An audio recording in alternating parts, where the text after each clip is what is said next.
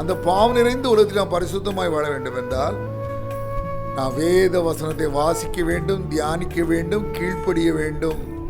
யோவான் 17வது அதிகாரம் 17வது வசனம் சொல்கிறது, உம்முடைய சத்தியத்தினாலே அவர்களை பரிசுத்தமாக்கும், உம்முடைய வசனமே சத்தியம். வேத வசனங்கள் எல்லாம் நம்மை பரிசுத்தமாக்குகிறது.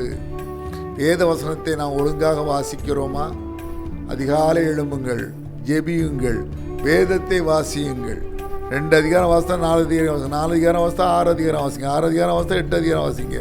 வேதத்தை கிரமமாய் வாசியுங்கள். இங்கொன்று அங்கொன்று சம்மந்தம் இல்லாமல் வாசிக்காதீங்க.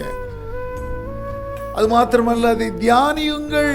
வாசித்து வேத பகுதிகளை மாடு அசைப்படுவது போல, மாடு தான் உண்ட உணவை அசைப்படுவது போல நீங்கள் வாசித்த வேத பகுதியை மனதிற்குள்ளே அசை போட்டு தியானியுங்கள்.